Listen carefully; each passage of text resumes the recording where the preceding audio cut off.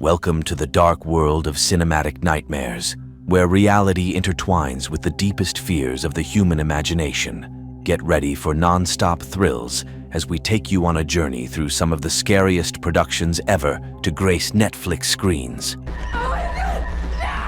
From mysterious haunted houses to occult rituals, from monsters straight from your darkest nightmares to enchanted paintings, we'll discover together what lurks in the darkness and whether your heart can withstand the rhythm of its beats. Get ready to see blood, sweat, and tears, because here's a list of the 6 scariest horror movies on Netflix.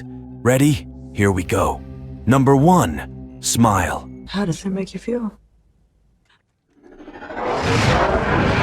After witnessing a traumatic event involving one of her patients, Dr. Rose Cotter begins to experience terrifying phenomena that she can't rationally explain.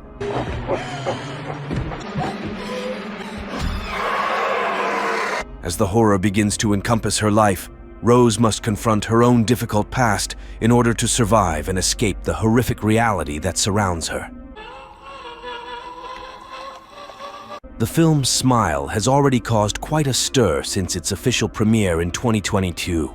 It was loudly discussed both among viewers and in the online space. The title aroused a great sense of unease, which lasted even after the screening was over. People avoided looking at the smiles of others, as every such gesture reminded them of scenes from the film. She's gonna die. I'm gonna die. Everybody dies. Carl, look at me. You're going to die. At the time of its release, TikTok was particularly noteworthy, where users warned against screenings, suggesting that the film could cause new traumas and was not suitable for sensitive people. They said that smiles cease to be pleasant and begin to arouse anxiety and fear. The film Smile made such an impression among the audience that after the screening, many people were even afraid to go out on the street.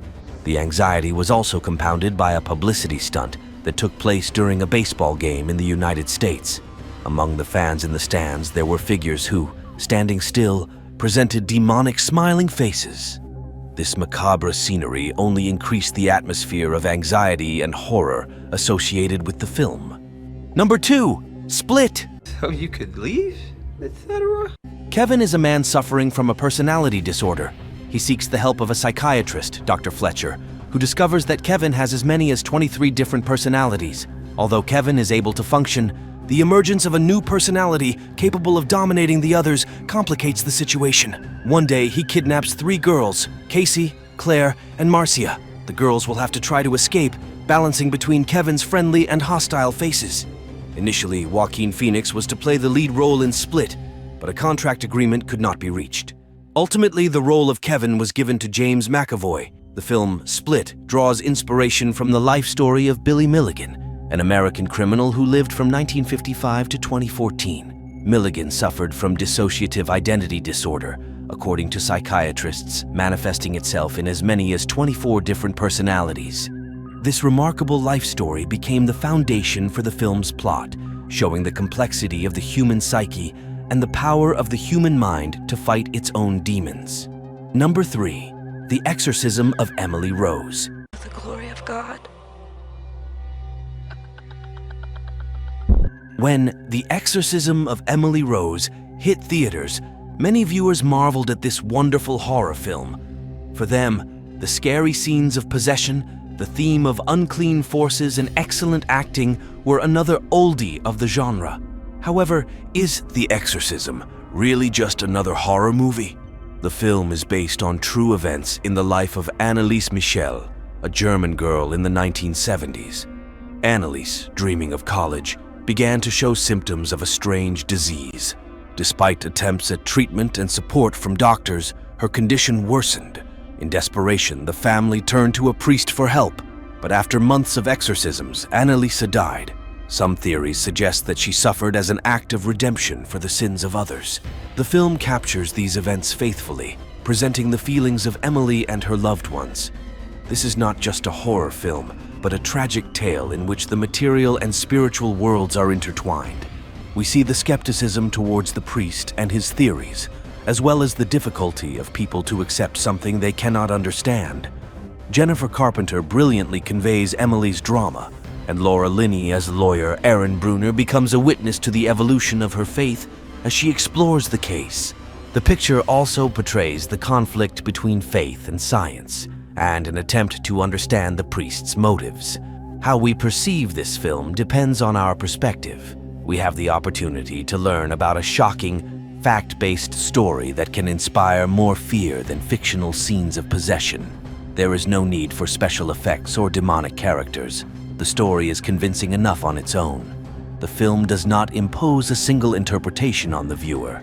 There is no clear assessment of whether it is pro or anti-Catholic. Its purpose is to make you reflect on the existence of unclean forces and the nature of evil. In fact, no one can clearly determine what caused Emily's death, illness or possession. This question remains open to the viewer, provoking him to contemplate the boundaries between reality and the supernatural. Number 4. The Ninth Gate. The Ninth Gate is the story of Dean Corso, a New York bibliophile whose specialty is finding priceless first editions for wealthy collectors. Cynical, gallant, and blasé, he resembles a detective from film noir more than an intellectual. His routine existence is shaken when a mysterious publisher, Boris Balkan, a passionate fan of devilish books, shows up at his office. Balkan commissions Corso with the task of finding 2 copies of The 9 Gates of the Shadow Realm, a mysterious book whose proper understanding could lead to Satan's return to Earth. Persuaded by the promise of a huge profit, Corso embarks on a dangerous journey to Europe to obtain the sought-after copies. However, he soon realizes that the mission he has undertaken is fraught with intrigue and betrayal, and his life is on the line. As he delves deeper and deeper into the dark secrets of the past, Corso becomes a pawn in the game for eternal souls. Number 5. Resident Evil. The sci-fi thriller based on the cult computer game series Resident Evil takes us into a futuristic world. At the beginning of the 21st century, the Umbrella Corporation is becoming a commercial powerhouse in the United States, with its products present in 9 by 10 homes. With enormous political and financial clout, the company officially specializes in computer and medical technologies. But the secret to its success lies in secret projects on military technology, genetic experiments, and biological weapons. In an ultra-secret underground laboratory known as the Hive, the company conducts research on an extremely dangerous virus. When the virus is accidentally released into the ventilation system, the main computer, Red Queen, blocks access to the escape, condemning the scientists working there to death. Or so it seems, at least at first. In an emergency, an elite group of commandos is sent to the lab, given 3 hours to isolate the virus and save the world from annihilation. However, their task is hindered not only by the Red Queen and mutant scientists turned into zombies by the virus, but also by the terrifying liquor monster, which is constantly evolving, posing a deadly threat to anyone who gets in its way. See the previous episode for conspiracy theories about the Shrek. Greetings.